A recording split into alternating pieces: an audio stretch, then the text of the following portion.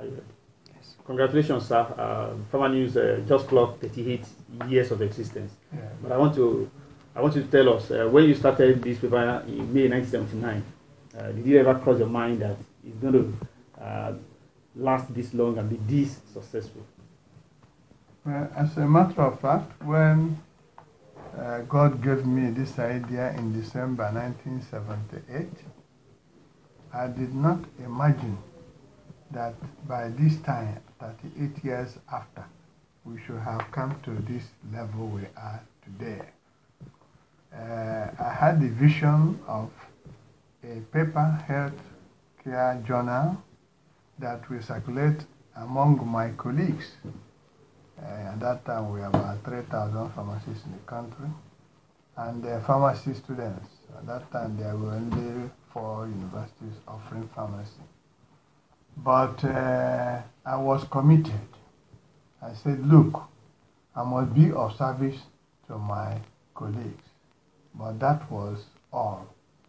Now, the situation is that Pharmanews, that was aimed at satisfying the needs of Nigerian pharmacists and pharmacy students, has now become a publication that is read all over the world. Thank God for internet. Today, Pharmanews is freely read in the US, in Australia, in Europe, in Japan, everywhere, because there is internet. And it has become your global health journal, because in Nigeria and West Africa, there's no journal that is circulating like that. This is the largest circulating health journal. And we thank God because he's working out his purposes for this publication. And in fact, it's beyond my own expectation that we come to where we are today. During these last 38 years, what was the greatest challenge you faced? And how did you surmount that challenge to keep the journal going? These 38 years, we had challenges here and there, but there's a major one which nearly pulled us down completely.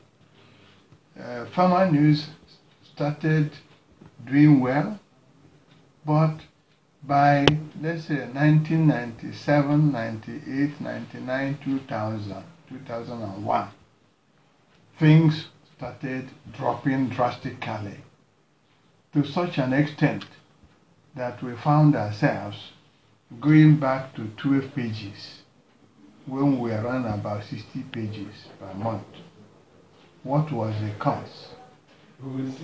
At that time, there was serious cases of fake drugs. In fact, it was estimated that about 70 or more than 70% of drugs in Nigeria were fake. And this adversely affected pharmaceutical companies, genuine ones, and caused many of them, foreign companies, to go back to their homes in Nigeria. And the companies that were left behind could not pay their staff. Some factories closed down, and they were just managing to exist. Some companies actually went under. And you know that we depend upon the industry. So Pharmanews were just reflecting the economy in the pharmaceutical industry at that time. So by 2000, I made up my mind to close it down. And in fact, the staff we had knew things were not going well.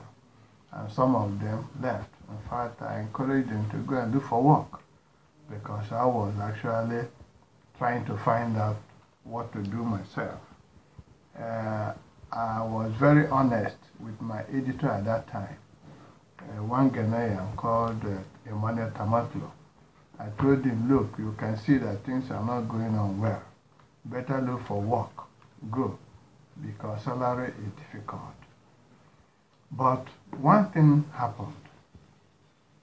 Throughout that period, we are still publishing. We are still publishing every month. We didn't fail an edition. And that shows something, that God's business does not fail like that. But thank God that in 2001, I think August, Professor Dara Akuyede was appointed Director General of NAFDAC. And this woman came in with determination to change the situation.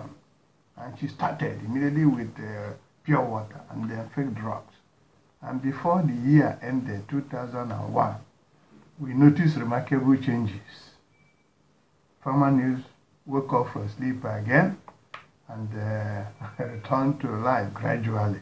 In 2002, things were adjusted. But I thank God that I did not stop it. And today it maintains that enviable record that in Nigeria, I am sure, if you go to the National Library, you can check, 38 years every month we have published the journal. And you may not have another publication that can claim this feat, but we give glory to God. It's not by my power or by our power. I know I'm committed and my staff are dedicated, but there's hand of God in this business. And one thing has shown me that God's business does not fail, and that there will be challenges, there will be storm, but we are not going to sink with the storm if it is God's business. God's hands is in this business, and we will continue. Thank you, sir, and congratulations for that remarkable consistency, publishing the journal consistently for 38 years. What is your plan for the future? Where should we hope to see Pharmanews in the next 10 years? This journal that was first published as black and white is now an all-color A3 paper with a remarkable online presence. But where do you hope to see this paper in the next 10, 20 years? What has happened is that we are putting ideas, brilliant ideas, into the content of the publication.